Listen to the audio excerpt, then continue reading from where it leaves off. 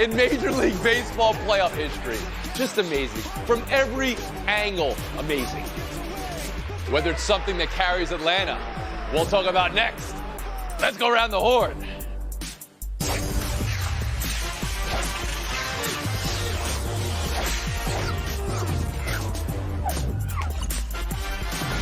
Maybe something unprecedented will happen here today. You never know, Tom. Brian Anderson's magnificent call. Just let's listen to it all. A double play from an outfield assist in the postseason. So there's Harper's decision to try to push it and being caught so far away, and Riley's Jeterian awareness to be able to pick him off.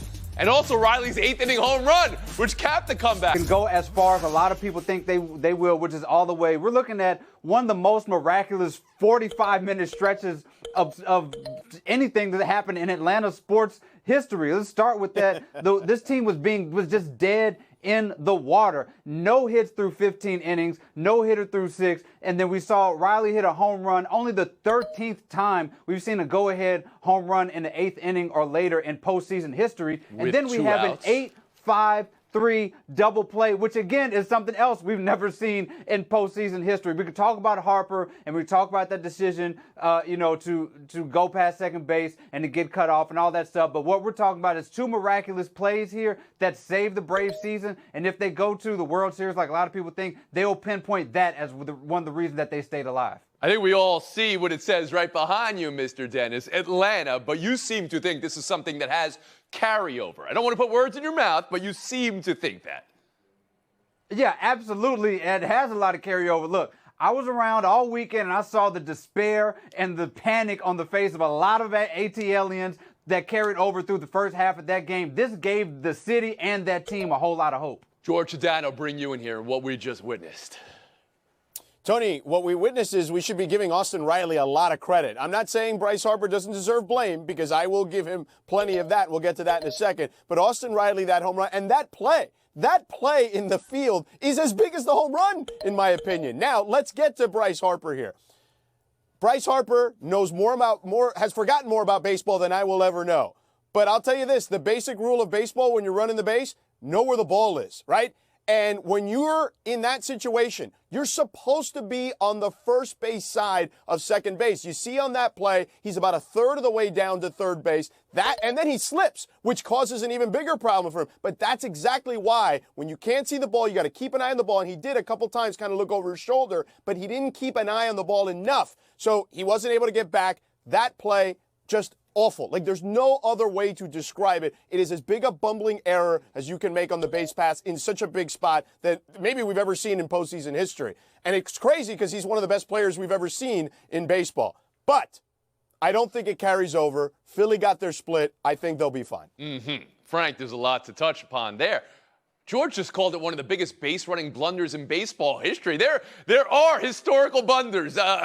Merkel's boner, that's actually what it's been called for 100 years. Babe Ruth's been thrown out trying to steal to end World Series games before. Frank Isola, historically or just in the moment, what did we witness last night?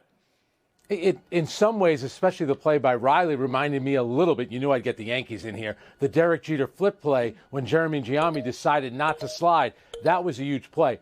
One thing about Bryce Harper, I think he was a little unlucky when he did slip. If he doesn't slip, chances are he does make it back to the base. But he knew he made a mistake because the minute he slid into the base, he knew he was out. He didn't do any fake arguing with the umpire, like, how dare you call me out? Check the play. He knew he was wrong.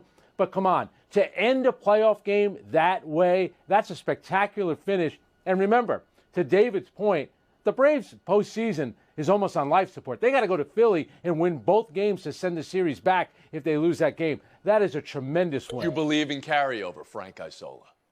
No, I don't. It's all about, come on, we all know that this is about pitching. It's that moment. Remember, going to Philadelphia, look at the way that crowd was last week with the Marlins. That is a hostile, motivated, emotional crowd. And Marcel Louis-Jacques. I mean, I don't have to say who's at blame. Bryce's own manager, Rob Thompson, said after the game, like, you have to be on the other side of second base. Like, that is just the rule. But it's kind of ironic here. I want to know what the third base coach was doing, because we're not very far removed from Bryce blowing off the third base coach, scoring against the Marlins, and being the hero being praised for. So that's the point. Know what you're this is how Harper plays, right? You can understand that a little bit. Specifically, I want to drill down here on whether there's any carryover, Marcel. Any carryover? If anything, I think this inspires the Philadelphia Phillies. Like, they're going into one of the best home field advantages in the MLB. I think they've got something to prove. They're going to come out angry. I'm going to actually take the Phillies there in Game 3. I think they end up splitting and the series goes back to Atlanta. George Sedano, back in. After that. Tony, you said that that's how Bryce Harper plays, and yes, and that's why we love him. But there's a difference between being aggressive and being reckless, and he was reckless there. All right, we've been horned. We'll move on. The Diamondbacks. Let's talk about Arizona, what they've done this postseason, which is we play today, we win today. That's it. To come into L.A. after finishing 16 back in the division and take 2 off the Dodgers and be ahead nearly every pitch of this series, just stunning. And for L.A. to be paved over like they've been and somnambulant in this series, that's stunning. George, whether this is more about what Arizona has done or what L.A. isn't doing, and whether the Dodgers can even recover from it. Well, Tony, I do want to give credit to Arizona. The first third of the season, they were better than the Dodgers. They had a miserable middle of the season and then played much better late, despite losing their last 4 games of the season. So they were a good team for being a young team pretty much all season long. They just had their ebbs and flows to it. The Dodgers pitching staff, though, their starting pitching, they had problems before their issues with Julio Urias and his domestic violence situation that's been alleged. And now, without him and without some of the other players that they don't have in that rotation, Walker Buehler was a potential to be back in this rotation, and the doctors shut him down. With the pitching staff they threw out there, with all these young guys, with Clayton Kershaw continuing to struggle in the postseason, they're a mess. They're a mess in their starting rotation. Their starting rotation, Tony, has an ERA of 40 through 2 games. As good as their bullpen has been in the back half of the season, they can't overcome this. They can't hit. Good pitching still beats good hitting more times than not in Major League Baseball. Frank Isola. Yeah, and Mookie Betts, Freddie Freeman aren't hitting. You know what's amazing?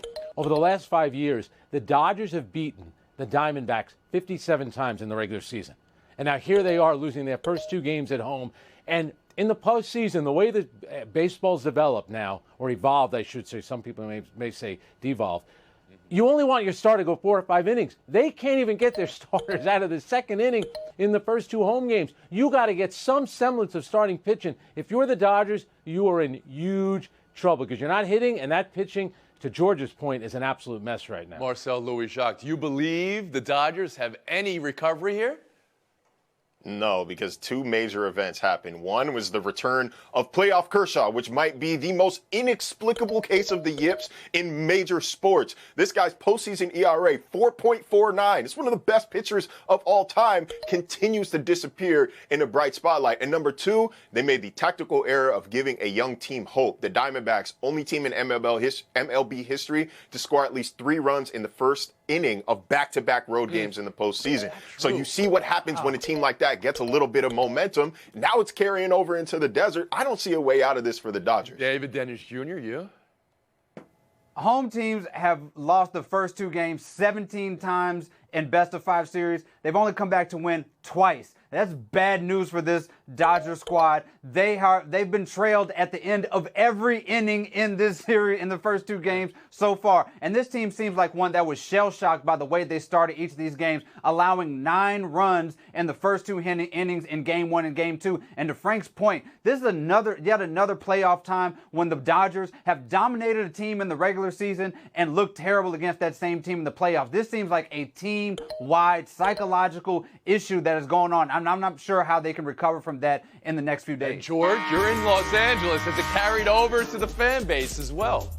Oh, Tony, the fan base is furious for a number of reasons. And look, I love Andrew Friedman. I think he's one of the smartest executives in all of sports. Dave Roberts can take a lot of grief for this, but this team was ill-constructed, okay? They had pitching problems to begin with. They went out and got Lance Lynn, whose ERA is above 5, when they needed pitching. They could have done a better job at the deadline, too. Van Horn will take a break right here. Future is now in buy or sell, and the face of the future is Connor Bedard. Game 1 tonight, his NHL debut. We'll talk about that. And Victor Wembanyama made his preseason debut last night. Look at this. Missing a free throw just for Wembanyama to tip it in. That might be a new analytics play for San Antonio. So that's a 2-for-1. You take 2 points instead of 1. Buy or sell next. A lot of guys miss free throws. Raiders 17, Packers 13. What you saw from the quarterbacks in this one. Jimmy Garoppolo's pick was unpleasant. Jordan Love's 3 were unattractive, unappealing, and unsightly. And a chance to kind of save it all at the end when Green Bay had a last gasp. That was displeasing. Sports Illustrated, clock is ticking on Garoppolo Love. It's week 5 and the clock is ticking. George, what do you buy, what do you sell from last night? I'm selling Garoppolo too, Tony. This team since 2010 is only the 5th team to score under 20 points in their first 5 games. Here's the good news, though. They've won 2 of those 3. No team in that situation had ever even won a game. Their defense is so good, they deserve a better offense. You got to sell Garoppolo in this offense. They need a real quarterback in a division with Patrick Mahomes and Justin Herbert. David Dennis Jr. I'm selling the Jordan Love we've been seeing for the last couple of weeks. 5 interceptions in 2 weeks. And the game plan supports a coaching staff that doesn't have a lot of faith in him. 3.1 air yards per pass. And when he passed the ball for more than 5 yards, he was 2 for 10 with 3 interceptions. I know it's early in the season. This team is really good, minus the quarterback. This Packers team needs to figure out what they have with Jordan Love because, they are otherwise they're going to have to get somebody else in there to take this team to the next level. You're already going there after 5 games. Marcel Louis-Jacques, is it too soon at 5 games?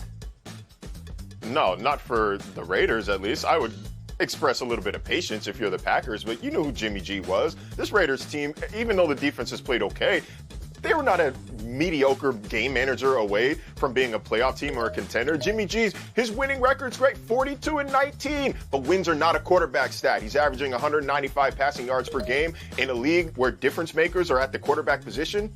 He is not a difference maker. You have to move on, especially if you're bad enough to grab one of these good quarterbacks in a great class. And Frank Isola, is 5 games enough time to make an assessment? Man, you guys are tough. Thank God the producers of this show were more patient with me. Jimmy Garoppolo, didn't he win a road playoff game in Dallas pretty recently and in Green Bay when he led them down the field for the winning field goal? And Jordan Love's career is just starting out. Let the season breathe a little bit. I still think Jimmy Garoppolo, I get it with him. But Jordan Love, we used to be patient with young quarterbacks. Give the guy a chance. It's been 5 games for crying out loud. Buy or sell, too. Let's talk some basketball. 14.5 feet of preseason basketball last night, and it was Victor Wembanyama's preseason debut. 20 points in 19 minutes, 5 rebounds, a block. That tip-in free throw for an extra point. I love that analytic play. I would miss him on purpose if he's going to be there. And look at the up and under here. And on the other side of the floor, Chet Holmgren, 21 points in 16 minutes. 9 boards, a block, and assist. David, what can you take away from preseason game 1? What I can take away from this is we are officially entering the science fiction era of the NBA, where if you show this clip to somebody 30 years ago, they think you used technology from Star Wars to create 2 7-foot guys doing what they did. Wemby, that scoop layup started with a pump fake at the 3-point line that somebody jumped at because it's that much of a 3-point threat at that size. It is unreal what we're seeing, but I want to focus on Chet Holmgren because this season actually has higher stakes for him because that Thunder team is actually going to be pretty good. Got 4 players in the top 100 on ESPN NBA rank. That team can make the playoffs, and there's a lot depending on Chet Holmgren, who had a lot of criticism for his size, who played well last night. I think that if he plays like that, this team can, be deep in the playoffs. Marcel Louis-Jacques. Yeah, our own Richard Jefferson, prior to this year's NBA draft, said that if LeBron and Victor Wembanyama, when they were 18, were in the same draft class, LeBron would go after Wemby. Like, that is a world of pressure on an 18-year-old. You can kind of understand a slow start to the summer league, plus the injury slowed him down. When asked about that up and under play last night, he said he's just freestyling. That's music to your ears if you're a San Antonio Spurs fan. That means he's playing. But do you believe the idea that hype, that Richard Jefferson, that was his opinion, that's fine. Do you think that's too much for a young player? I think it's too much, but it's because of what we know about LeBron James now. And we kind of forget in 03, LeBron James was really him at St. Vincent, St. Mary's. But the tools that Victor has, man, it's Frank Isola, what can you take away from preseason game one? Remember I said be patient with young players? Clearly Victor is a bust. No, the guy, he looks so much better now than he did in Summer League. And I think being with the San Antonio Spurs organization even for a couple of months has helped him. When he scored over Chet Holmgren, I wish he'd given him the too small because it would have been accurate. By the way, Chet Holmgren got to spend the whole season in an NBA environment last year. You can tell that's a big advantage for him. And George Sedano. How many road playoff wins does Wemby have, Frank? No, all kidding aside. Listen, Chet Holmgren, to me, I think this is going to be a real competition for Rookie of the Year, Tony, and Scoot Henderson will be involved in that conversation as well. I think all these guys are going to be fine. What I think Holmgren has the advantage in is that he's put on those 15 pounds because he's been through an NBA offseason, and he looks bigger and stronger and can take that punishment perhaps a little better than Wemby can, at least at this stage of their career. And he'll need it because there's real expectations on a Thunder team that should be in the playoff picture. Buy or sell 3 hockey. NHL opening night, banner raising for the champs. Vegas hosts the Kraken. But before that, Chicago-Pittsburgh. This is intriguing for the debut of Connor Bedard. It's opposite Sidney Crosby, which is kind of cool. So the hype sky high for Bedard, the number 1 pick. And Emily Kaplan used a phrase in her piece today for ESPN.com, face of the league, because that matchup versus Crosby, who's been the face of the league for a generation. Connor McDavid, another face. And he set the bar in outer space for performance on the ice, but maybe there's more to your faciness, Frank. Can you be the face of hockey in your first game in the NHL? No, you can't, but you can be that in Chicago. And you think about Connor McDavid playing in Edmonton. You're playing in Edmonton, it's like you're on the other side of the world. But I would say this about being the face. To me, only Wayne Gretzky has been the face of hockey. He has a chance to be one of the faces. Lemieux, and then Ovechkin, and now Sidney Crosby. There's a lot of players. It's never just one guy in the end. Marcel Louis-Jacques? I don't know about that. I think Sidney Crosby was very much a face of hockey when he first came into the league. But no, I think that Bedard can be everything in Chicago. $5.1 million in revenue within 12 hours after he was drafted. Chicago's desperate to get back to those Patrick Kane, Jonathan Toews days, and I think this is the guy to do it. But face of the league right now, I don't know about all that. David Dennis Connor Jr.? McDavid. I think it's a little early for face of the league, but he can make a lot of strides if he has this sort of passing the torch moment tonight with Crosby where he outplays everybody. But I think this year belongs to Connor McDavid and that Edmonton Oilers team. Thanks for the geography lesson, Frank. But I think if you're the best player and you're making a deep playoff run, then you can be the face of this league, and they're primed to do exactly Well, that. that needs the postseason win. George, go ahead. Tony, I don't know if Isola realizes this, but Wayne Gretzky hasn't played in nearly 20 years, so he can't be the face of the league right now. I know. The face of the league is determined by the face of the league is determined by the fans, not gas bags like us. And if they want Bedard to be one of those guys, then he should be. Is he as good as McDavid or Austin Matthews or any of these guys at this point? No. But you know what? If the fans feel like he should be, then he should be. Tony, who's the face of the show? At the moment, Who's not? we're going to decide that. David Dennis Jr., Frank Isola next. Junior Frank Isola, good luck in showdown. The latest on Justin Jefferson is not good. Injured reserve for his hamstring. He'll miss the next 4 games at least. Anthony Richardson, it's an AC joint injury. He's out this week, maybe more. Devon Achane, expected to miss multiple weeks with his knee injury. Matt Milano, Leighton Vander Esch. It's just a brutal week in the NFL. This is a non-injury. How Jalen Hurts avoided injury on this play here is mystifying to me, but maybe something to monitor. And Kansas City, Travis Kelce did practice today. That's ahead of Kansas City's Thursday game this week. Which injury stands to have the biggest impact on their team? Around the horn, David Dennis Jr. This is about Travis Kelce. To me, this is the second leg injury they've had to deal with, and that Kansas City Chiefs offense looked totally different without him against that Detroit squad. Most importantly, is Taylor Swift going to be at these games if he doesn't show up? Right, Isola? The Milano injury is big, but the Leighton Vander Esch one is bigger. The Cowboys, their defense was so good at the start of the season. Now Diggs is out. Vander Esch has a neck injury. They're saying 4 to 6 weeks. What is happening to Dan Quinn's defense? Frank Isola, 30 seconds of FaceTime. We heard the sad news today of the passing of Brendan Malone, who was a New York basketball lifer, played at Rice High School in the Bronx, coached at Power Memorial. That's a school made famous by Lou Alcindor. He was an assistant coach for a number of college teams, pro teams, including Jeff Van Gundy in New York, Stan Van Gundy in Orlando. He was the first coach of Toronto. More than 20 years ago, I sat with him in a gym at Manhattan College to do a story on his son who was getting into the coaching profession. His son is Michael Malone, who just won the championship this season with the Denver Nuggets. I'm glad Brendan got to see that. That is sad news. Thank you for sharing, Frank Isola. Marcel, congrats on the engagement. Best to Haley. We'll see you guys tomorrow.